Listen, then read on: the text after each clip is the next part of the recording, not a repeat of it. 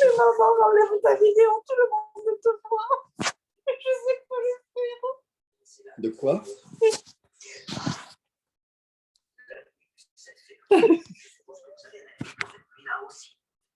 Je ne le connais pas cette nuit. Je suis sûr que si.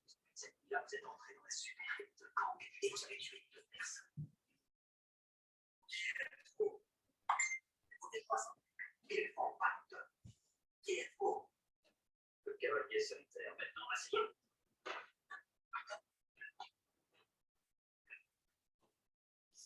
Vous savez, je crois que je suis arrivée.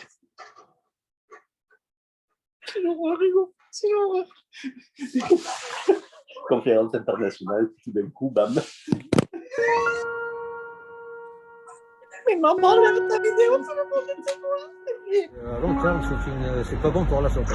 Pour moi, c'est le fait de manger des produits déjà transformés. Je trouve que c'est très bon, mais c'est pas très bon pour le corps. C'est tout ce qui n'est pas bien préparé, tout ce qu'on mange sans savoir d'où il est venu, comment ça a été préparé. De McDo, de fast-food, de pizza.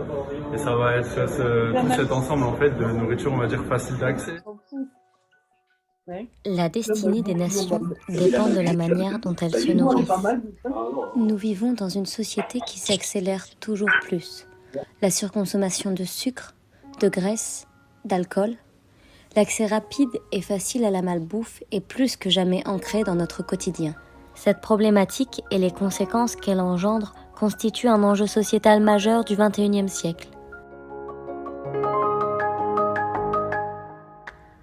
Les étudiants et les jeunes travailleurs négligent bien souvent leur alimentation et se retrouvent ainsi les plus grands consommateurs de malbouffe.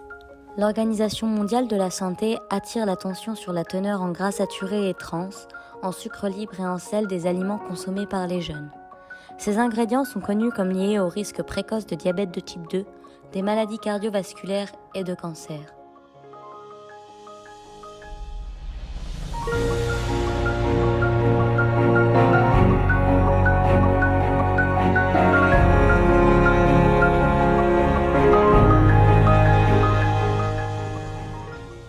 Aucun médecin n'écrira mort par alimentation sur un certificat de décès. On meurt toujours de maladie. Mais beaucoup d'entre elles sont déclenchées ou aggravées par l'alimentation. L'industrie alimentaire est opaque, car elle a peur que les gens apprennent ce qui s'y passe.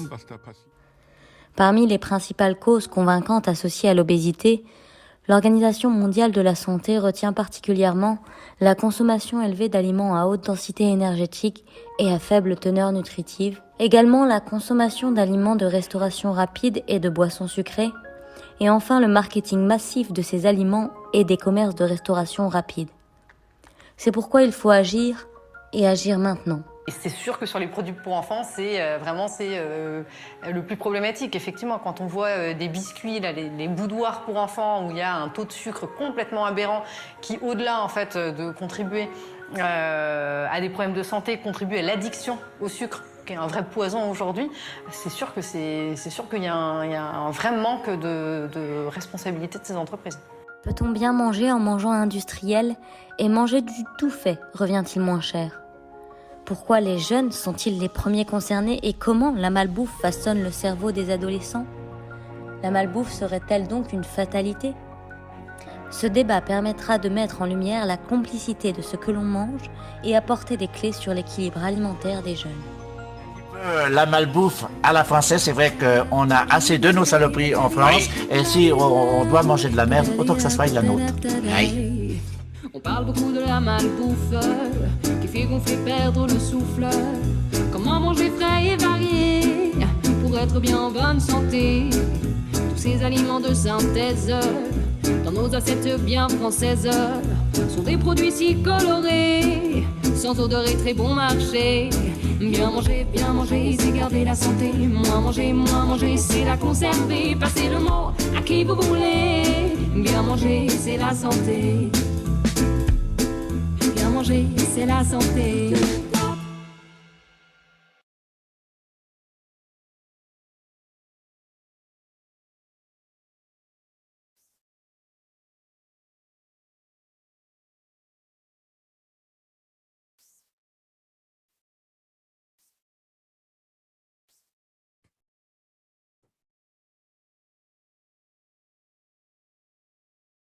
Bonsoir à tous, bonsoir à toutes, et merci de nous rejoindre pour cette dernière soirée du Salon de la Nutrition 2021.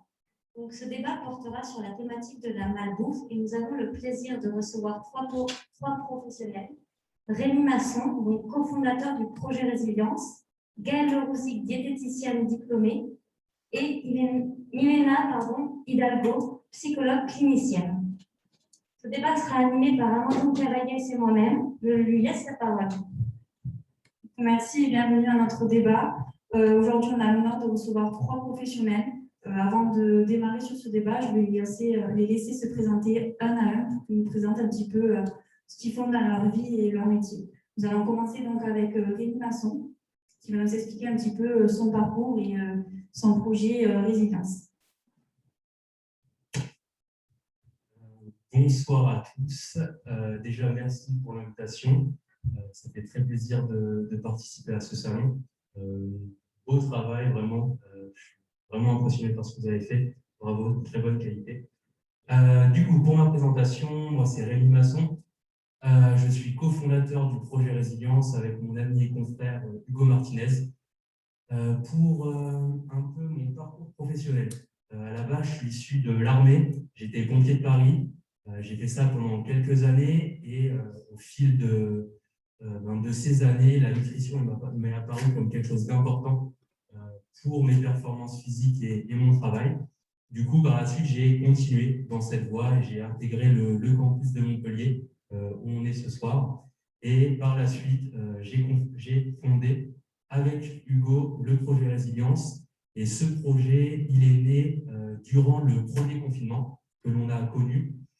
On est parti d'un constat où, même avant de connaître les répercussions qu'on connaît maintenant du confinement, ça a été très difficile. On a connu la solitude pour certaines personnes, encore d'autres problèmes.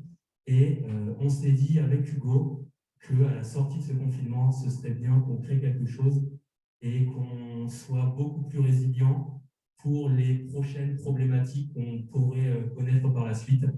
Donc, symboliquement, le premier post Instagram et un peu le démarrage de cette aventure a été le premier jour du déconfinement. Et par la suite, on a créé plusieurs livres numériques sur des thématiques de saison avec des thèmes variés, notamment un sur les produits laitiers et un autre sur le pain qui va sortir dès lundi. Et à côté de ça, on a créé notamment une formation qui s'appelle la formation Cultiver sa résilience, qui est une formation qui se déroule environ sur 6 mois, 6 modules. 6 modules avec une vidéo et un cours écrit par semaine. Donc, c'est un assez gros contenu où on parle de différentes thématiques et on invite aussi des professionnels de santé à nous aider dans cette mission. Et on a aussi eu William Sens, qui est un physiologiste de l'exercice, qui nous a aidés dans cette formation. Et puis maintenant, on continue dans cette aventure qui ne cesse de prendre de l'ampleur. Donc, on en est très heureux. Et je suis très heureux aussi du coup de représenter le projet ce soir pour parler de ce sujet qui est très important et qui est d'actualité. Merci beaucoup.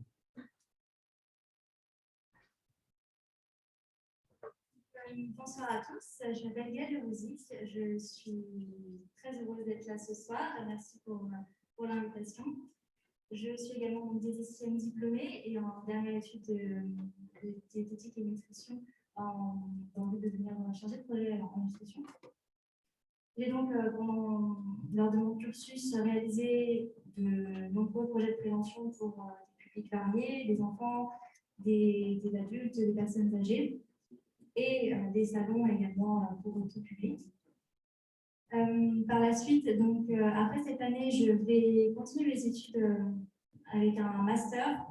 J'envisage de faire le master Cancer Biology de Montpellier pour me spécialiser dans cette pathologie afin d'approfondir mes connaissances sur la physiopathologie de cette maladie. Et en dehors de la nutrition qui est l'une de mes passions, j'ai également un attrait particulier pour la physiologie, la pathologie et toute la scientifique qui est autour de l'alimentation, de la santé et la prévention également. Merci. Du coup, je vais vous dire bonsoir pour la troisième fois. Moi, je suis Mylène Talbot, donc je suis psychologue clinicienne, psychothérapeute avec un double référentiel, donc un référentiel psychanalytique, donc ces choses-là, et phénoménologique. Donc la phéno, c'est quelque chose qui met vraiment l'accent sur le lien entre le corps et la psyché. Pour ma formation, du coup, j'ai fait la licence et le master sur Montpellier. J'ai eu l'occasion de travailler avec des adolescents en service addicto, en service d'oncologie avec des adultes, en EHPAD avec des personnes âgées. Et là, je travaille maintenant avec des personnes adultes qui ont un handicap assez lourd, des handicaps moteurs. Et voilà. Et pour la suite, je ne sais pas encore où je vais aller, mais voilà, c'est la situation actuelle. Et merci pour l'invitation de nouveau. Merci à vous. Merci pour votre présentation. Donc, on va débuter du coup ce débat qui porte, comme on l'a dit, sur la malbouffe. Donc, on va procéder dans un premier temps à questionner donc, nos trois professionnels qui ont fait l'honneur de se joindre à nous ce soir. Et à la fin de ce débat, du coup, on ouvrira donc les questions à ceux qui sont ici présents avec nous en présentiel et ceux qui sont en ligne. On va commencer par une première question. Donc, vous y répondez comme cela vous convient. On va partir du constat que les jeunes sont les plus gros consommateurs de malbouffe. Est-ce que vous pourriez expliquer pourquoi il y aurait un attrait aussi important de la part de ce jeune public pour cette malbouffe?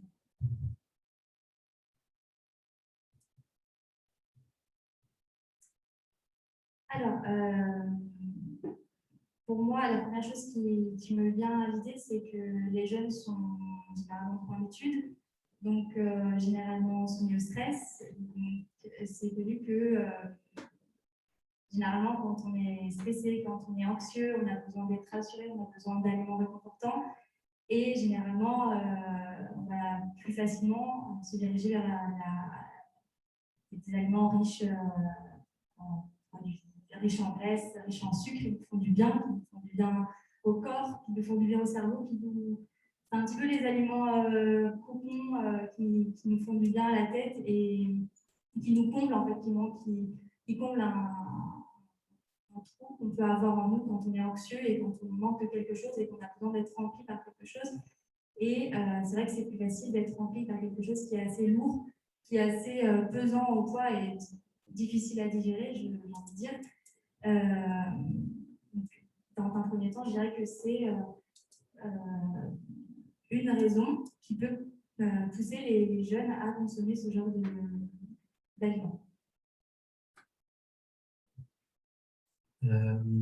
Moi, je dirais, tout d'abord, quand on regarde, il y a pas mal déjà de fast-food qui se trouvent autour des écoles, des collèges, des lycées.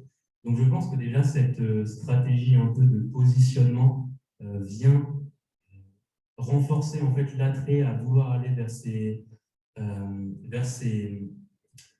fast-food, on va dire, et additionner avec le fait qu'on est un peu plus jeune, qu'on a envie d'être avec nos amis, qu'on est un peu dans la période rebelle où je veux faire ce que je ne veux pas forcément dépendre de mes parents. Voilà, je veux faire un peu ma vie et prendre du temps.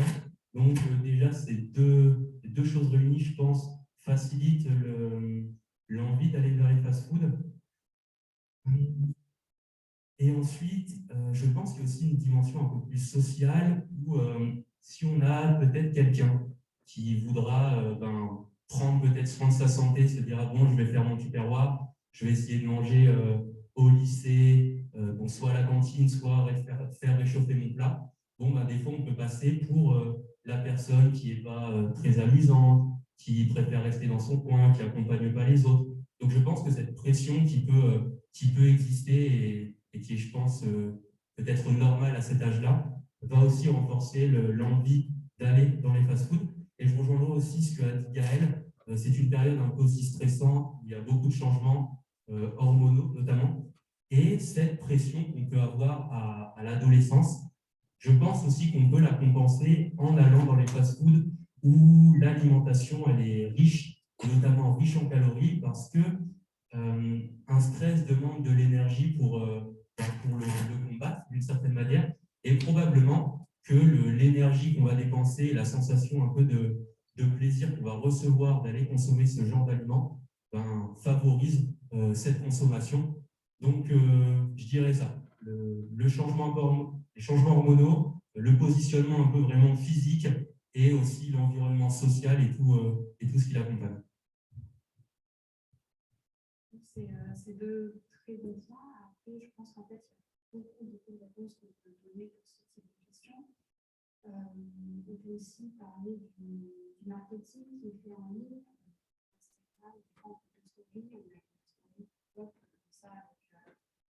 Des tenders, des gros sandwichs pour passer des marques. Et du coup, voilà, ça, les personnes qui font le marketing ont très bien compris, c'est qu'on attire les personnes à nous qui elles-mêmes, peut-être très influençables, peuvent dire à des amis qu'on va ensemble, ou alors dire à leurs parents qu'on y va. Donc, il y a vraiment un phénomène d'influence qui se fait via les réseaux sociaux. Il y a effectivement le fait qu'on veuille devenir indépendant, à la maison, on donne des plats, des fleurs, des choses comme ça qui ne sont pas très fun. Et McDo, c'est un peu ce que donne les parents, c'est dire voilà, je fais mes propres choix. Et moi, il y a aussi des stress. Après, je pense aussi que les jeunes, malheureusement, se dirigent vers les fast-food parce que c'est aussi parfois moins cher que payer la cantine. On paye 4,50 € pour avoir un sandwich ou des frites, des steaks, et on sait que tous les midis, ça va nous plaire. On peut pas peut-être mettre l'argent là-dedans dans des repas scolaires où on peut avoir la surprise tous les jours, on n'est pas sûr d'aimer. Malheureusement, il y a aussi des personnes pour qui la malbouffe, c'est la seule nourriture qui existe à proximité. Je pense aux déserts alimentaires qu'on peut avoir notamment en Amérique, où il n'y a pas de légumes, il n'y a pas de fruits à proximité. Et là, vraiment, la malbouffe, malheureusement, c'est la seule bouffe. Il faut oublier que les jeunes, c'est parfois des personnes qui sont en situation très, très précaire. On voit bien que le confinement, les étudiants, ils ont très peu de ressources. Et malheureusement, la malbouffe, on se dit parfois que ça coûte moins cher que cuisiner un bon plat maison. Ça peut être aussi une des raisons pour lesquelles les jeunes se dirigent vers la malbouffe et sont les personnes qui en consomment le plus.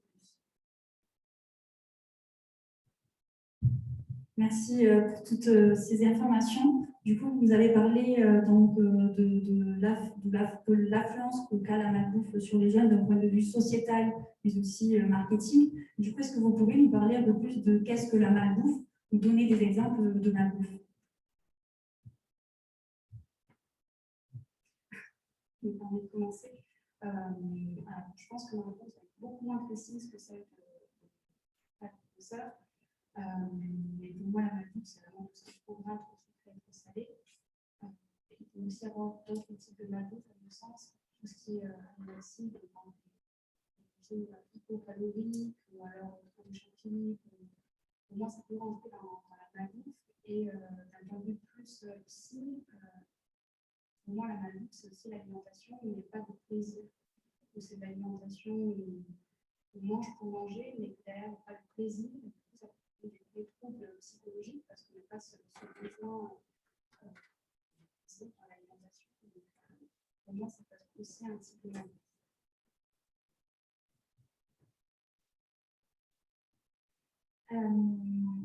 C'est vrai que malbouffe, c'est vrai que c'est assez large. Généralement, quand on pense malbouffe, on peut penser directement au fast-food, je ne citerai pas de marque, mais globalement fast-food.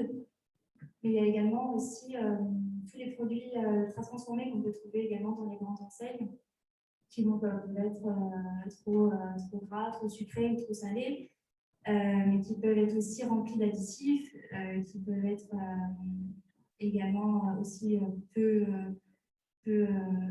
connus, parce que c'est vrai qu'on parle dans les produits ultra transformés, on peut penser aux plats préparés, on peut penser aux préparations à base de volaille, à base de poisson qui sont reconstituées de toutes ces préparations tout genre. Voilà. Il y a également tous les sodas ou la catégorie des boissons qui est aussi très large.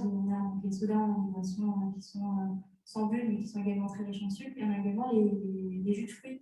Les jus de fruits qui sont aujourd'hui encore consommés comme étant une portion de remplaçant à une portion de fruits, mais qui finalement aujourd'hui ne peut pas rentrer dans cette catégorie alimentaire et qui est parfois confondue comme une portion faisant partie de l'équilibre alimentaire, mais qui est trop riche en sucre, ou en tout cas trop transformée pour faire partie de cette catégorie d'aliments.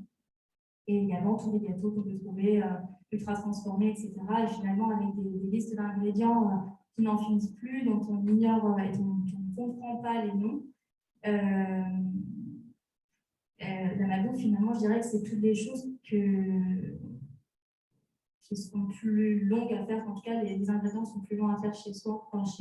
La liste d'ingrédients est plus longue dans les magasins que ce qu'on pourrait faire chez soi pour créer le même plat ou le même produit.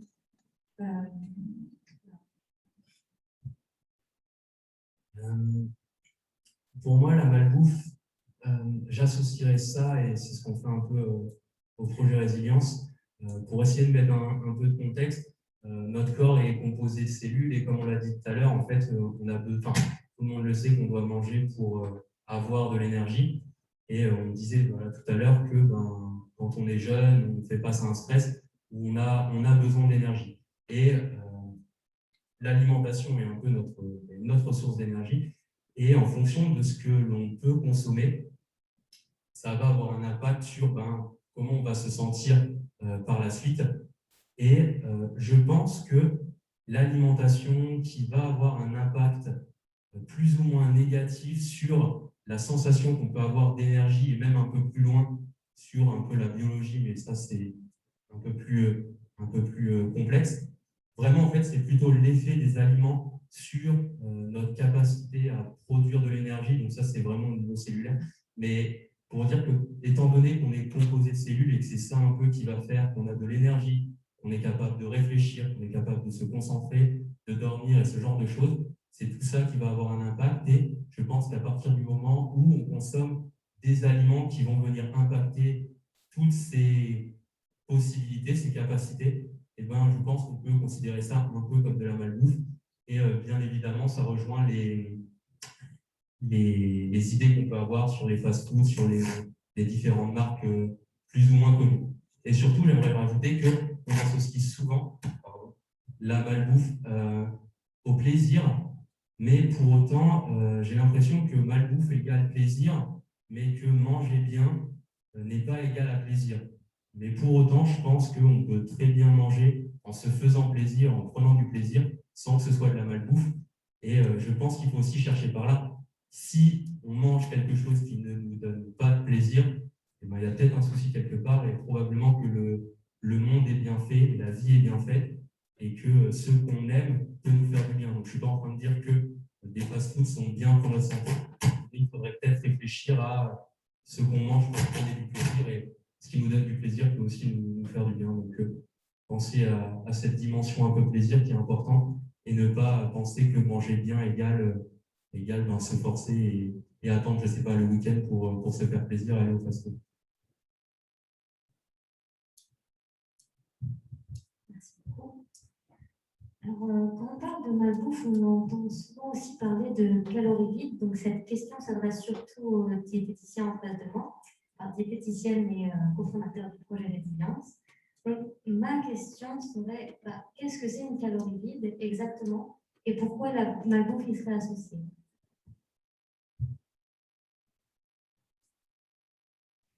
Déjà, pour définir une calorie vide, je vais faire une définition brève. Une calorie vide, on va dire que c'est un produit qui a une valeur énergétique très importante pour finalement très peu d'intérêt pour notre corps, donc très peu de nutriments. Par nutriments, j'entends des vitamines, des minéraux, les oligo-éléments. Donc finalement, c'est des produits qui vont être généralement très riches en lipides et glucides, peut-être un peu aussi en protéines, mais qui ne vont pas apporter autre chose que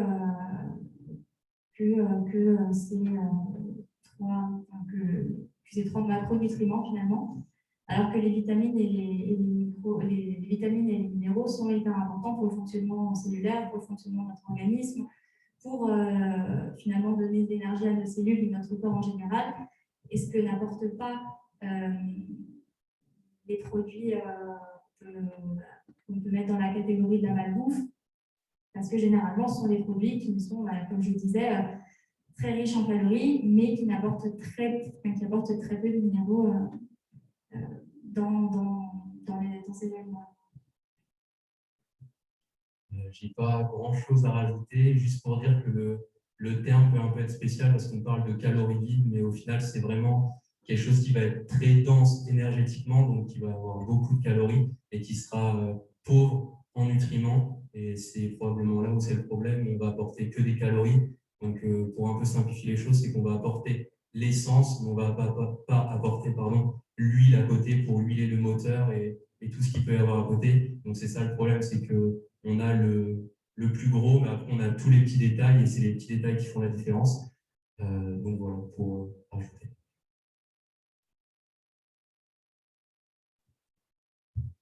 Du coup, j'ai une autre question qui sera orientée aussi pour la diététicienne et l'animation, donc cofondateur du projet Résilience. Donc, tout à l'heure, vous nous avez parlé des graisses saturées, des aliments riches en sucre concernant ce genre de produits, donc la malbouffe.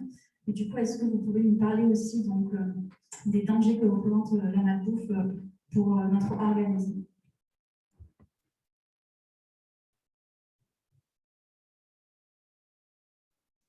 Donc on va y aller par étapes. Déjà, donc, si on prend le trop gras, trop sucré et trop salé. Donc, quand on a des aliments trop gras, il y a trop gras et trop gras. Il faut voir aussi qu'il y a des aliments peuvent être gras, mais peuvent être riches en acides gras saturés, en acides gras polyinsaturés ou en acides gras trans aussi en fonction des produits. Donc, on va limiter au maximum les acides gras saturés qu'on peut trouver généralement dans la malbouffe, parce que ces acides gras saturés, notamment à longue chaîne, il y a également des acides gras à courte chaîne, mais le plus important, c'est longue chaîne. Ces acides gras saturés-là, ils sont hétérogènes, donc c'est-à-dire qu'ils vont créer des petites plaques au niveau de l'artère et ils vont accumuler des petits amas de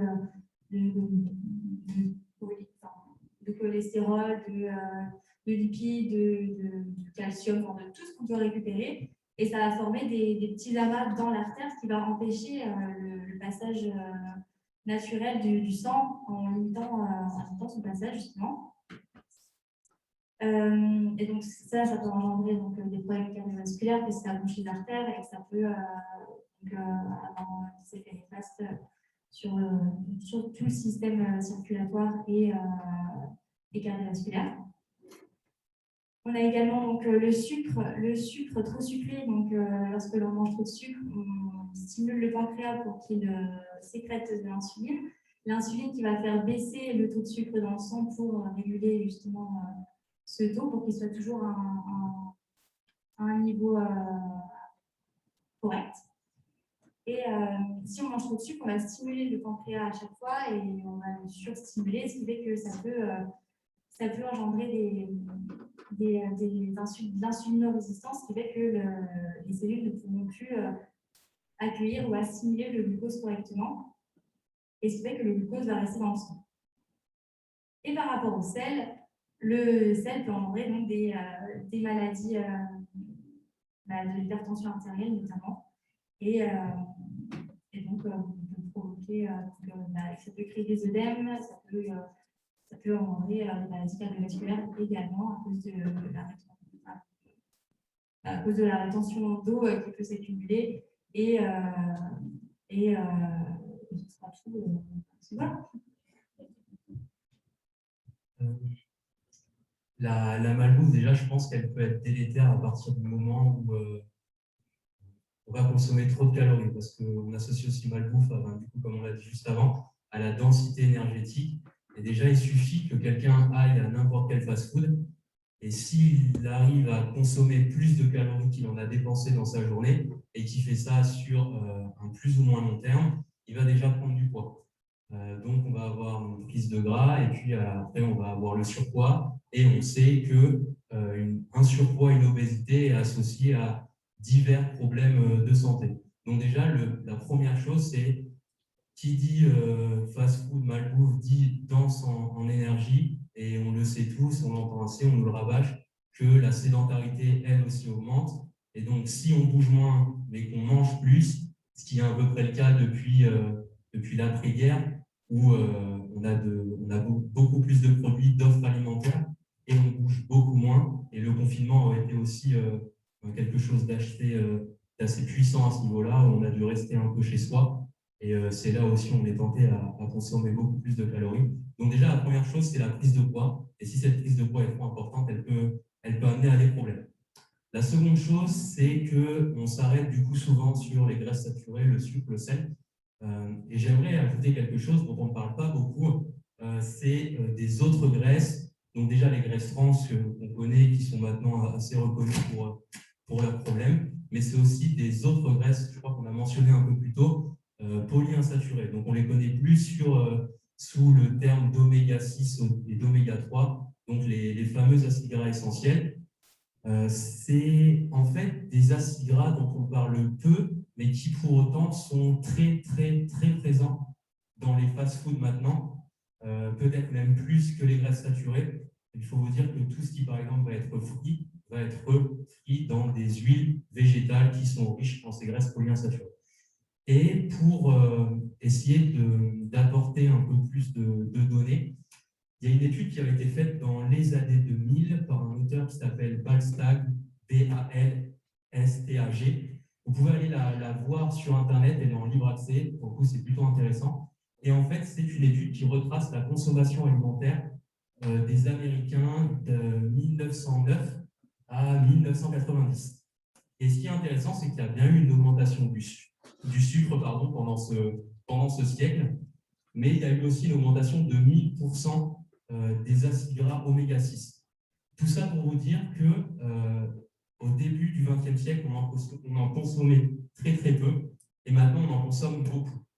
Et c'est quelque chose qu'on ne met pas en avant, sauf sur le fait que les oméga 6 sont trop-inflammatoires, mais c'est vraiment important à prendre en compte parce qu'en quelques générations, on est passé à en consommer très très peu, à en consommer énormément, et ça a forcément un impact sur notre santé. Donc le but, ce n'est pas d'aller dans les détails et de forcément de parler de tout ça, à part s'il y a des questions sur le sujet, mais juste dire que ces graisses, au moins ces oméga 6, sont tout autant potentiellement problématiques que les graisses saturées. Il faut aussi le prendre en compte et y penser, parce qu'en très peu de temps, la consommation a augmenté. Il y a quand même d'autres données scientifiques qui peuvent un peu montrer des problèmes à une surconsommation.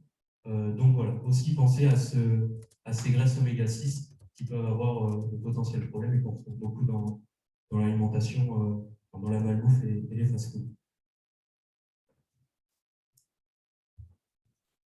Merci pour cette intervention très pertinente à vous deux. Ma prochaine question s'adresse à notre psychologue et ce serait sur les émotions. Donc les émotions que les gens ressentent au quotidien, est-ce qu'elles auraient une influence sur la manière dont ils vont manger?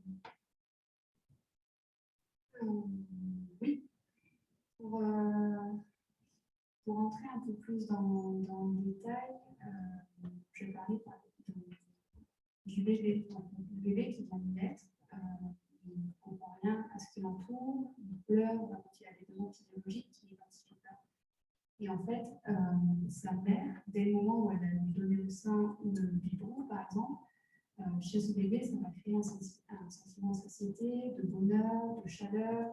Il va être dans un bain sensoriel où il sera en relation avec sa mère par le regard, par la parole, par le toucher. Et du coup, ça va créer une émotion très positive dès le plus jeune âge, une émotion qu'on considère comme archaïque, du coup. Et cette émotion, elle reste ancrée au plus profond de nous-mêmes durant toute notre vie. Et du coup, quand on devient enfant, quand on devient adolescent puis adulte, on apprend de nouvelles choses qui viennent se mettre par-dessus ce souvenir archaïque et cette émotion positive qu'on a quand on est adolescent. Et en fait, quand on devient adolescent, par exemple, situation de stress, tout à l'heure justement, situation de stress, on a une semaine d'examen, hop, on est angoissé, on est stressé. Qu'est-ce qu'on fait? On vient puiser dans nos ressources, du coup, et on fait appel à des souvenirs inconscients de quand on était bébé. Et hop, on vient chercher dans l'environnement des choses qui peuvent nous calmer, notamment la nourriture, qui viennent nous réconforter, nous remplir. Et du coup, ça, c'est un souvenir archaïque qui vient avoir une influence sur toute la vie. Et donc, forcément, quand on est stressé, on va plus manger. On va manger quelque chose de gras, de sucré, de salé. C'est assez rare les personnes qui vont manger une courgette quand elles sont en situation de stress. Donc, on va chercher quelque chose de sucré. Et donc, forcément, on mange plus. Donc, on se tourne vers la maladie. Après, voilà, il ne faut pas faire de généralité, parce qu'il y a des personnes qui, en situation de stress, ne peuvent plus rien avaler, qui ont très mal, on peut faire des liens avec la psychiatrie également. Mais du coup, voilà, les émotions ont un vrai impact sur notre manière de consommer, d'acheter, les quantités qu'on consomme, etc. Merci. Merci pour ces informations. Du coup, j'ai une autre question à vous poser. Donc, parce que là, ça concerne vous trois. La question est la suivante. Donc, comment la malbouffe façonne le cerveau en développement de mes ados? Par exemple, vous parlez du système de récompense ou encore de la dopamine, donc l'hormone du plaisir. Est-ce que vous pouvez finalement répondre à cela? Donc, comment la malbouffe façonne le cerveau en développement de nos adolescents?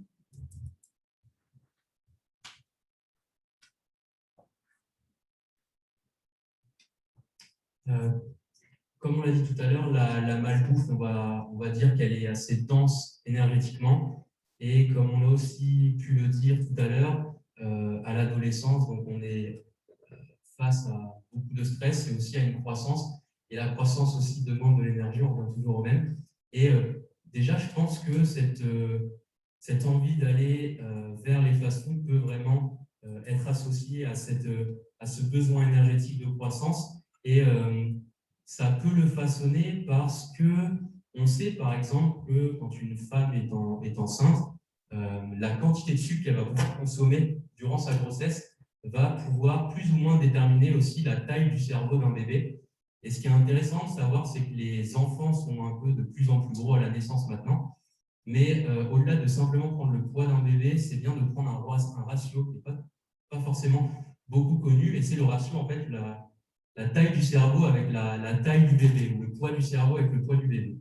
Et en fait, plus on va consommer, plus la maman va consommer de sucre, on va dire, pour vraiment généraliser les choses, il ne faut pas aller s'envoyer toute la sucrière, mais pour dire que plus on va consommer de sucre, plus le cerveau va pouvoir se développer. Et plus un cerveau est gros, plus on peut dire que la personne va avoir des capacités cognitive ou grossièrement une intelligence beaucoup plus développée.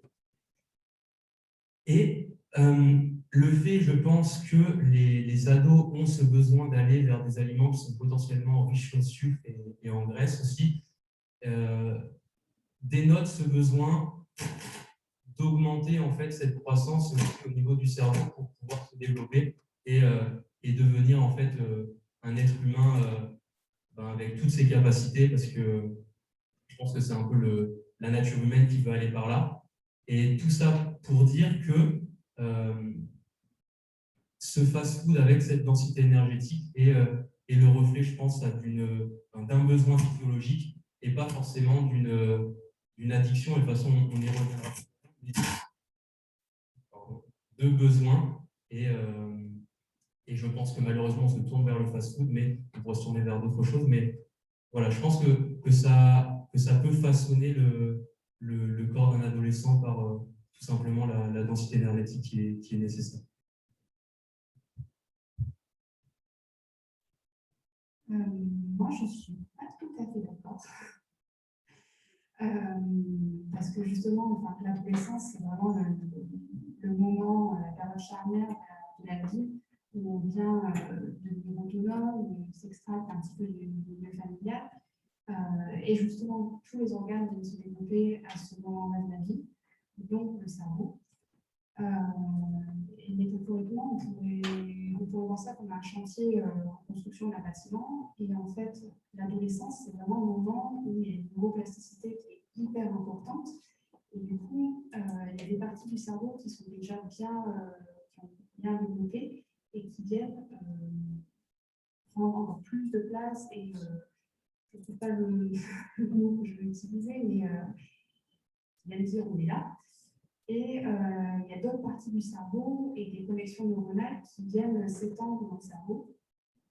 Et en fait, pour revenir à la métaphore du chantier, si on apporte des mauvais matériaux, du mauvais béton, du mauvais bois, on aura une construction qui, certes, à la fin sera finie, mais qui, du coup, va être en bonne qualité, va plus facilement se détériorer.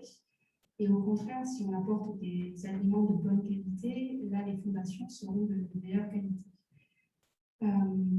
Et du coup, en fait, une alimentation qui est trop grasse, trop sucrée, trop salée, si elle est ponctuelle, ça n'a pas d'incidence réelle, mais si elle devient trop fréquente, là, on peut clairement voir chez les adolescents qu'il va y avoir des troubles de l'hyperactivité, des troubles de l'humeur aussi qui vont être vus, et parfois ça se joue même sur le plan cognitif, où on peut clairement voir qu'il y a des adolescents qui ont des pertes de mémoire ou qui ont des troubles de la concentration, et ça a un vrai lien avec l'alimentation. Après, ça a des liens avec d'autres choses aussi, hein. C'est pas que l'alimentation, on a la consommation d'alcool qui peut arriver à ce moment-là, la consommation de drogue également, les facteurs environnementaux, l'héritage génétique.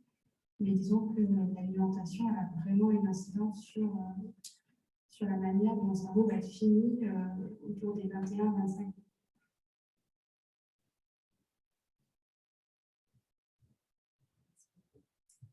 Alors, comme vous disiez, Milena, au niveau de la consommation, c'est pas tout. Est-ce que du coup, il y aura un impact aussi sur cette consommation et la dépression chez les jeunes?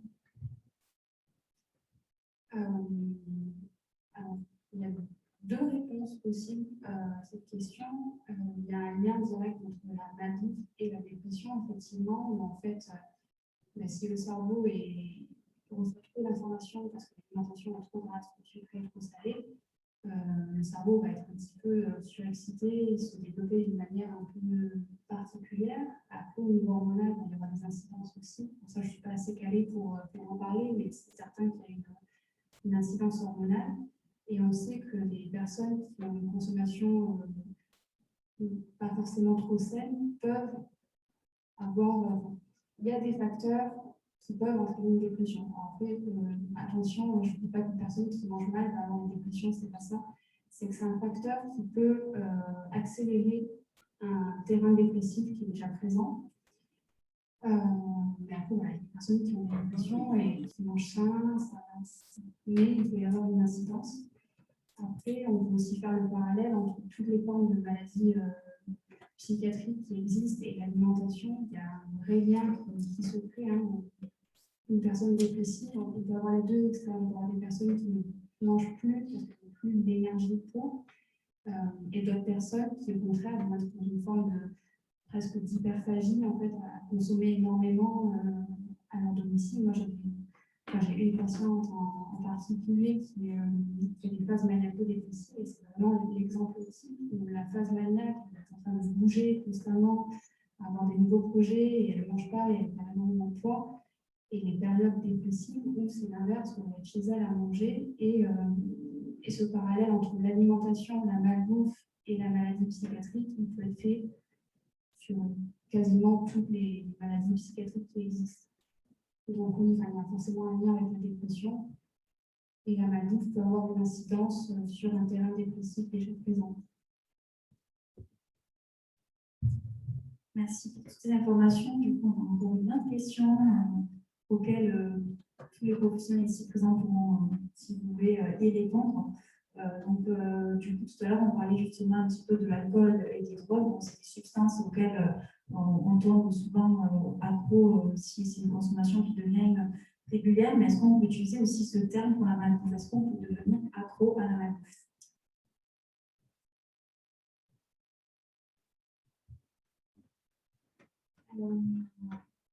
Pour moi, la réponse est oui, dans le sens où, comme on disait au début, il y a une histoire de ça nous fait du bien, ça nous rappelle une expérience positive et forcément, on aura envie d'y retourner parce qu'on sait que les résultats seront positifs sur notre état d'esprit, sur notre vision de voir l'état actuel des choses et on sait que ça va nous faire du bien, donc on va y revenir parce que même si après on a il est vrai que parfois quand on consomme des fast-food ou de la malbouffe, on peut faire un abus, on ne se sent pas bien, on se sent lourd, etc. Mais pour autant, on va y revenir. Et c'est le paradoxe parce que finalement, même si ça nous fait peut-être parfois un peu de mal après parce que la digestion est difficile, c'est pas hyper agréable.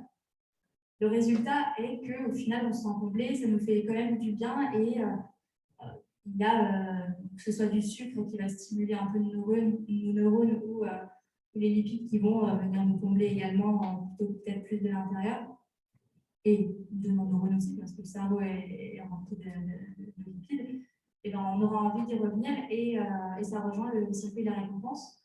Donc, je vais laisser le circuit de la récompense à Rémi ou à ma collègue, mais à Rémi du coup, mais ce circuit de la récompense est très présent dans la drogue, dans toutes les addictions finalement, dans le sucre, et donc je vais laisser la parole à Rémi. En fait, pour ma part, je ne suis pas sûr que la malbouffe soit une addiction. Et je vais essayer un peu d'expliquer mon raisonnement et je vais prendre l'exemple un peu du sucre qui est un peu associé facilement à la cocaïne, en disant que, bon, étant donné que la cocaïne stimule le même endroit que le sucre, et ben, en fait, le sucre, c'est de la cocaïne.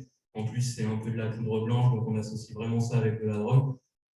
J'en suis pas certain parce que déjà, il faudrait, et je pense que Milena, tu pourras peut-être un peu plus nous expliquer, mais déjà détailler le terme d'addiction et à partir de quel moment on est addict à quelque chose.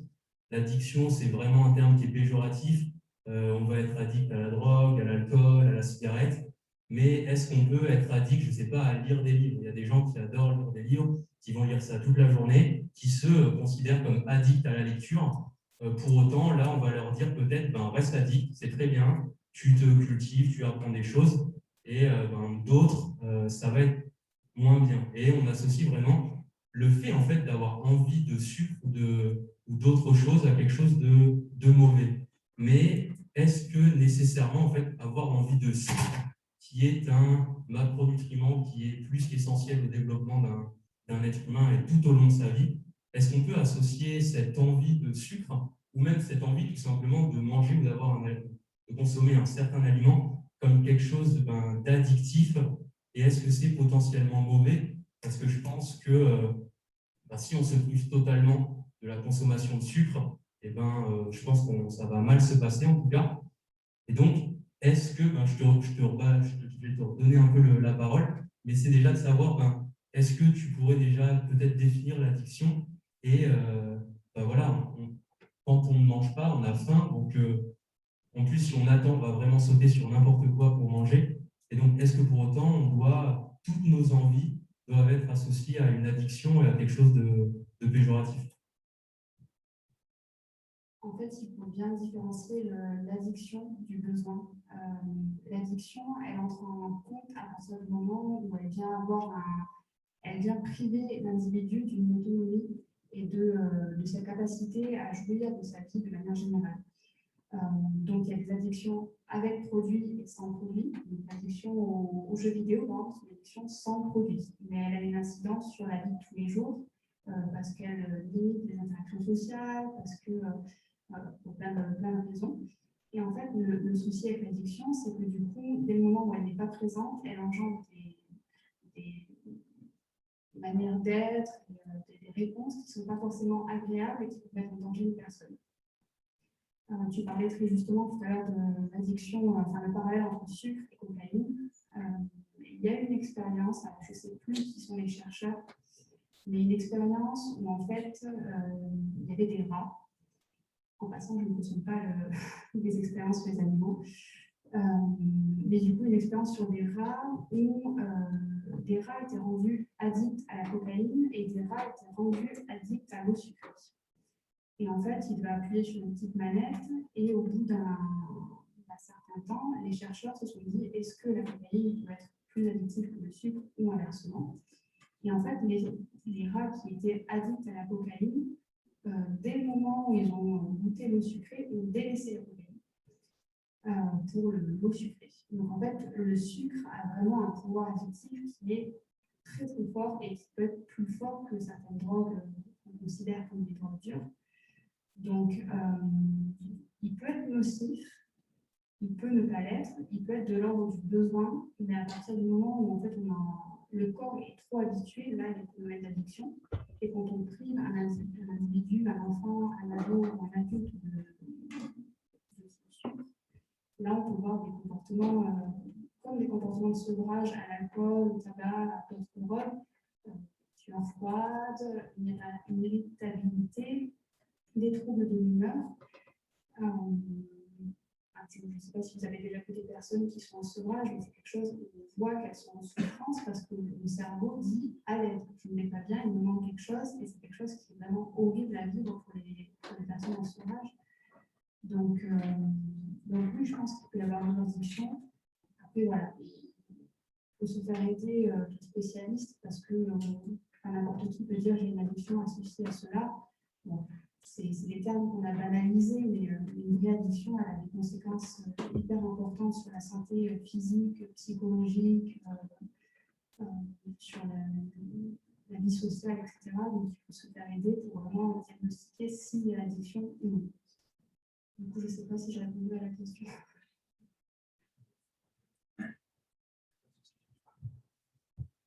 Mais du coup, comment on peut, parce qu'au final, même dans les recommandations générales d'un PNLS, on va recommander 50-55% de l'apport énergétique sous forme de sucre. Et donc après, quand on parle de sucre, j'imagine tout de suite qu'on pense au sucre blanc, et je suis bien d'accord avec ça.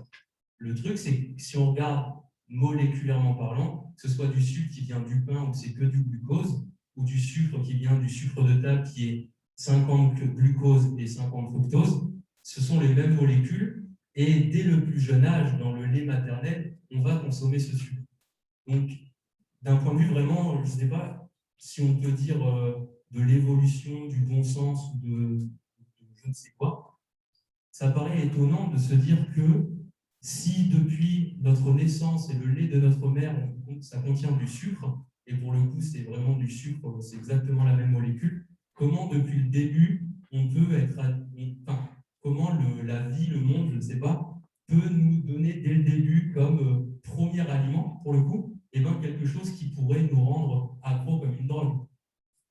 Je ne sais pas, ça me paraît étonnant de me dire que prends quelque chose qui te fait plaisir, qui te fait du bien, et est-ce que pour autant quelque chose qui fait du bien et qui fait du bien à notre corps aussi, ben pourquoi ça devrait forcément être négatif? Peut-être qu'au contraire, on a cette envie de sucre parce que le besoin est là, et que si on n'en a pas, nos comportements changent. Et je pense que c'est un peu ça aussi, quand on peut consommer par exemple de l'alcool ou des drogues, est-ce qu'on ne va pas chercher la compensation ou le retour dans une ligne un peu plus droite par la consommation, je ne sais pas, d'alcool par exemple? On peut avoir une vie qui est très compliquée, et peut-être que la consommation d'alcool va nous permettre de nous remettre dans un état vraiment au niveau physiologique un peu moins stressant, quelque chose d'anti-stress peut-être, et probablement que ça a des effets négatifs de consommer de l'alcool, je ne dis pas le contraire, mais le sucre, peut-être qu'en énorme quantité, peut avoir des problèmes, mais pour autant,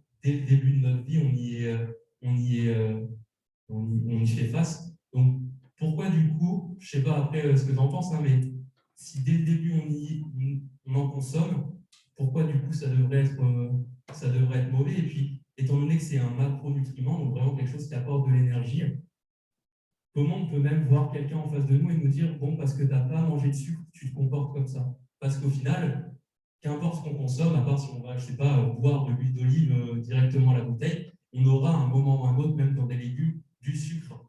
Donc, l'éviter est impossible, ce qui voudrait dire que toute notre vie, on est obligé de faire face à une drogue et de lutter contre elle.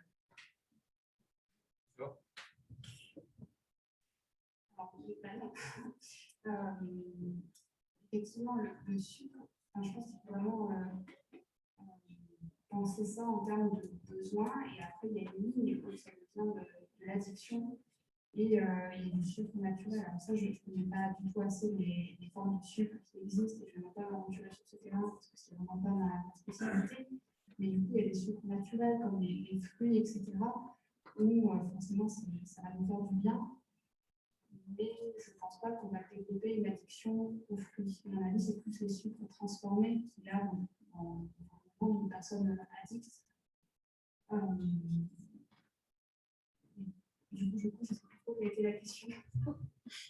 C'est même pas grave parce que du coup, tu as rebondi. Et c'est, en fait, quand on va consommer un fast-food, on associe cette addiction au sucre quand on consomme un fast-food, mais au final, si on prend l'exemple de la cocaïne, probablement que quelqu'un qui est vraiment accro à la coke va essayer de trouver la cocaïne la plus pure et s'envoyer un rail pour être cash.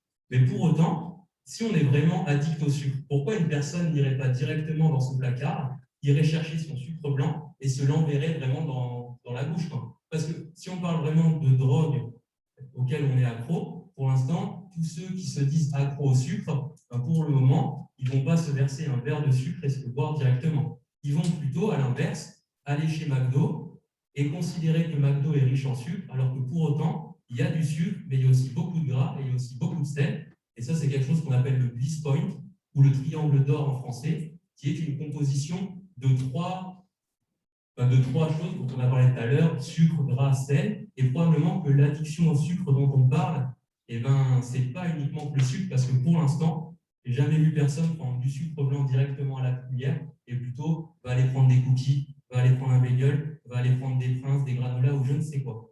Donc en fait, je pense qu'il y a vraiment un problème de réductionnisme à vouloir réduire la consommation d'un aliment à simplement du sucre, alors que probablement, encore une fois, quand on regarde les produits industriels, il y a du sucre, mais il y a aussi beaucoup de graisses polyinsaturées notamment, et aussi du sel. Je ne dis pas que le sucre n'est pas forcément mauvais, peut-être à une certaine quantité, mais pour autant, je pense que les gens consomment du sucre, mais aussi beaucoup d'autres choses, donc c'est difficile, je pense, de réduire tout ça au sucre.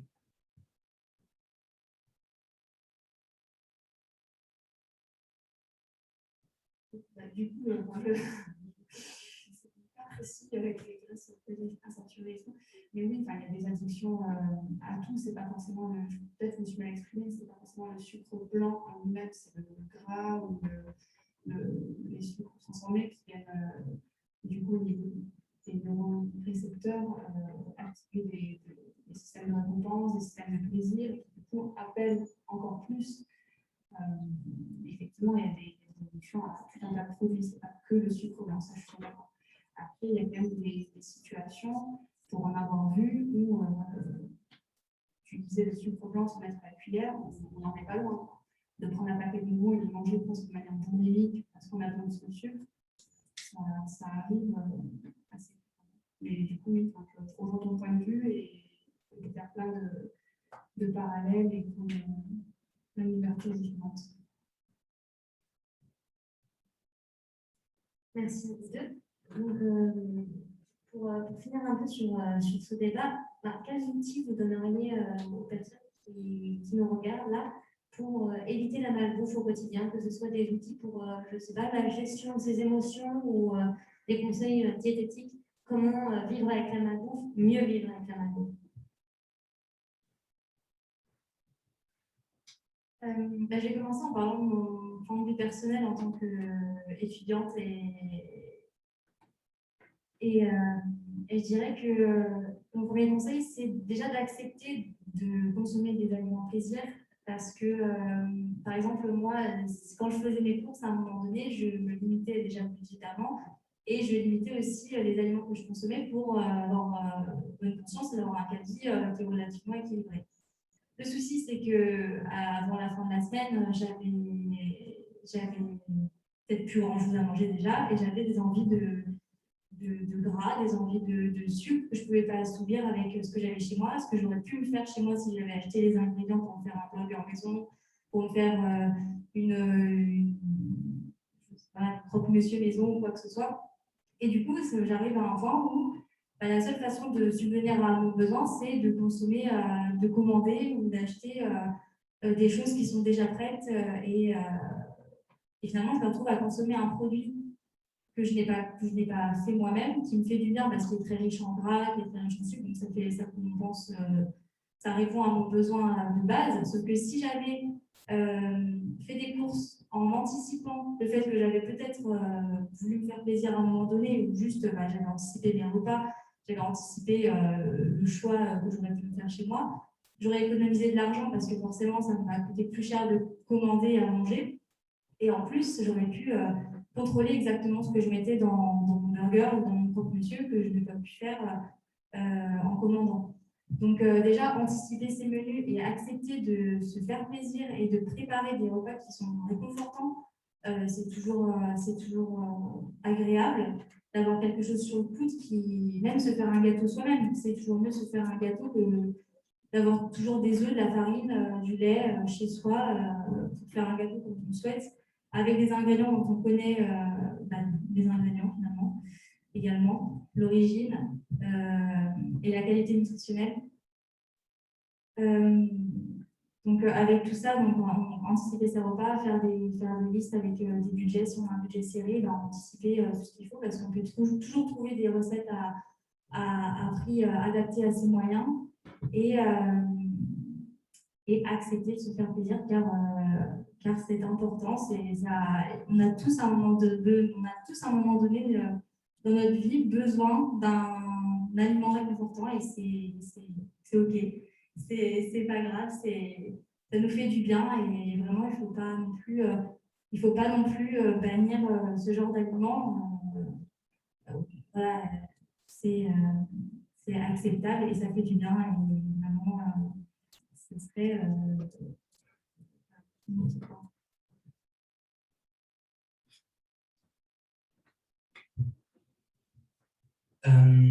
du coup, comme on l'avait dit un peu plus tôt dans le débat, on associe du coup malbouffe à plaisir et manger bien à pas plaisir. Et je pense qu'on peut très très bien combiner les deux. Et en tout cas, c'est ce que je fais personnellement et c'est ce qu'on essaye un peu de faire passer comme message avec le projet Résilience. C'est qu'on peut vraiment manger en se faisant plaisir. Et là, je ne suis pas juste en train de vous dire que vous avez juste à mettre, je ne sais pas, un peu d'épices dans vos petits pois et ça va devenir un peu meilleur. Je parle vraiment d'écouter ses envies et probablement les choses dont on a envie facilement, comme je ne sais pas, du fromage, boire du jus d'orange, ce genre de choses qui peuvent vraiment paraître, et peut-être qu'il y aura des questions et qu'on pourra y répondre après à ce sujet-là, qui peuvent vraiment paraître très malsaines. Le fromage, je sais que dans les recommandations, c'est une portion de 30 grammes par jour, si je ne me trompe pas. 30 grammes, c'est vraiment très peu. Je pense que toutes les personnes qui consomment 30 grammes de fromage après se disent bon, pourquoi ce n'est pas 60 grammes la recommandation? Parce qu'on aime ça. Donc, je ne suis pas en train de vous dire qu'il faut vous envoyer une tonne de fromage, mais probablement, et ça, j'y crois dur comme fer, et probablement qu'il n'y a pas aussi d'études scientifiques qui viennent le prouver, mais si notre corps nous envoie des messages, je pense qu'il faut être capable de l'écouter, comme un enfant qui n'a pas encore été vraiment domestiqué par la culture, la société. Il écoute un peu ses besoins primitifs et il va tout naturellement, il sait manger quand il a envie de manger, il sait s'arrêter de manger quand il a plus faim. Et il aime, bizarrement, un enfant aime tout ce que un peu les recommandations vont dire il faut lever le pied. Donc c'est très général, hein, mais voilà, le fromage, les choses un peu sucrées aussi. Donc l'approche vraiment déculpabilisante, manger vraiment avec plaisir, parce que ce serait quand même très étonnant, en tout cas pour ma part, qu'on vive dans un monde où il faut simplement accepter de se faire plaisir de temps en temps et pourquoi pas tout simplement prendre du plaisir jour après jour. Donc encore une fois, il faut mesurer mes propos, mais voilà, je ne pense pas qu'on est dans un monde où il faille, pour employer des termes un peu plus, souffrir et s'octroyer 2 carrés de chocolat par jour et le reste du temps manger des brocolis crus. Je pense qu'on peut vraiment associer le plaisir et la santé. Et probablement que même si on creuse un peu dans la littérature scientifique, dans les théories de personnes qui en ont fait leur métier, on peut vraiment trouver des choses intéressantes qui montrent que, en fait, consommer du fromage, consommer des jus de fruits, des fruits, du lait, toutes ces choses où maintenant on va vous dire que c'est inflammatoire, que ça cause le cancer ou je ne sais quoi, probablement que c'est très bon au final pour la santé et que si on s'écoutait un peu plus et qu'on arrêtait peut-être d'écouter trop forcément ce que les autres ont à nous dire, on pourrait se porter mieux et je pense que c'est à tout niveau. Hein. Je pense beaucoup quand on parle un peu d'Instagram au physique et notamment pour les femmes où voilà, si on suit un peu des comptes Instagram, on voit un peu les physiques, forcément on est influencé par tout ça, sauf que c'est pas la réalité et des fois voilà, on va dire il faut vous accepter et tout. Mais oui, on est tous imparfaits, on est aussi tous beaux dans notre imperfection. Et voilà, je pense qu'il n'y a pas non plus de problème à se faire plaisir et à associer les deux. Donc, pour vraiment en arriver au clair, déjà ce que tu disais, cuisiner soi-même, ça fait déjà toujours plus plaisir de cuisiner nous-mêmes. On passe du temps des fois avec notre compagnon, notre compagne, on passe du bon temps. On sait ce que l'on mange et ça, c'est sûr et certain que moi ou même le projet, on ne recommande pas du tout d'aller vous acheter quelque chose de tout préparé. Faites-le vous-même avec vos produits bruts, locaux du marché. C'est très, très bien. Mais voilà. Allez-y en faisant vos propres recettes, écoutez-vous. Et c'est sûr qu'il vaut mieux s'écouter et faire soi-même. Si vous avez envie de manger quelque chose de sucré, faites vous-même vos cookies, même si, comme on l'a dit, il n'y a pas que du sucre dans les cookies. Mais faites-les vous-même, n'allez pas forcément les acheter. Et je pense que déjà, ça peut ouvrir plein de portes. Et voilà un peu. Donc, soyez tolérants, c'est sûr, avec vous-même. Et voilà. Ouais, et c'était très complet. Juste, j'ajouterai la pleine conscience. Regardez ce que vous mangez. Prenez le temps de mastiquer, parce que mine de rien, c'est des messages qui sont envoyés au cerveau et qui jouent sur la satiété. Bienveillance aussi, envers soi-même, envers les autres, c'est-à-dire que c'est pas grave une personne qui mange trop gras, on n'a pas à la juger. Et si nous, ça nous pose un problème, là, il faut s'orienter vers des personnes de confiance, donc des diètes, des nutritionnistes, des médecins, en tout cas des personnes de confiance avec qui on va se sentir écouté, respecté et avec qui on va pouvoir faire un travail en profondeur. Pour ma part, je n'essaie pas de faire limiter la consommation de malbouffe parce que ce n'est pas mon but. J'ai des patients qui ne mangent que des sandwichs, par exemple, et ça lui va super bien. Le seul problème, c'est qu'il y a des problèmes de transit. Du coup, on en a parlé. Elle adore les sandwichs, elle ne peut pas arrêter. Donc, je l'ai orientée vers une diététicienne qui lui a appris à faire des sandwichs maison équilibrés. Donc, elle mange toujours ses sandwichs, mais elle ne mange plus les sandwichs triangles. Et ça, mine de rien, ça a déjà beaucoup joué sur ses problèmes de santé. Donc, c'est un petit pas l'un après l'autre. On y va à son rythme, avec bienveillance et avec des personnes de confiance. Et voilà. Si je peux me permettre, voilà, le but du débat ce soir, c'était surtout de discuter donc, autour de la thématique de la malbouffe. Voilà, il faut juste, voilà, on n'est peut-être pas tous d'accord sur ce qui est dit, mais le but aussi d'un débat, c'est que les idées divergent et qu'on donne tous son point de vue. Maintenant, chacun de son côté, on fait le bilan et on prend ce qu'il y a à apprendre et ce qu'il n'y a pas à apprendre. Donc voilà, il se peut qu'on ne soit pas tous d'accord sur ce qu'on a apporté, mais c'est ça aussi le but d'un débat, justement, c'est de débattre sur une thématique et d'apporter des connaissances divergentes. Donc c'est aussi ça l'intérêt aussi du salon de la nutrition qui a lieu chaque année. Voilà. Donc si vous avez des questions, ceux qui sont présents ici ou en ligne à poser à nos professionnels, c'est le moment. Dans le chat, il y a Thomas qui demande quels leviers peuvent être utilisés pour inciter les personnes à limiter la malbouffe. Donc, quels leviers peuvent être utilisés pour limiter la consommation de la malbouffe? Je viens de répondre un petit peu, je pense. Ouais, on a pas mal développé, donc on va pas débattre encore sur le sujet.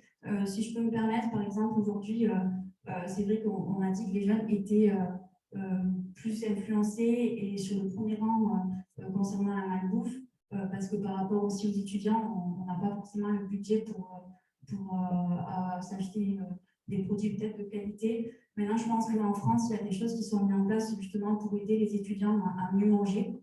Par exemple, notamment à Montpellier, il y a une entreprise qui s'appelle Divin, par exemple, qui met en place des pourcentages pour les étudiants. Donc, Divin, c'est une entreprise qui propose des produits locaux.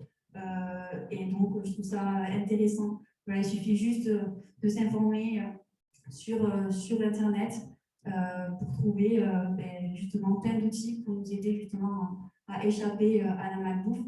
Maintenant, attention, la malbouffe, de temps en temps, le week-end ou après une grosse journée de cours difficile, ça ne fait pas de mal.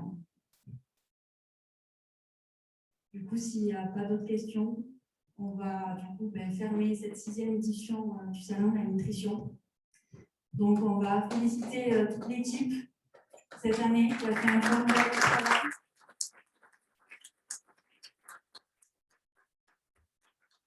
Là, c'était 6 mois de travail en groupe. Voilà, avec des hauts et des bas, on a réussi à sortir quelque chose de formidable, sûrement le meilleur de France. Donc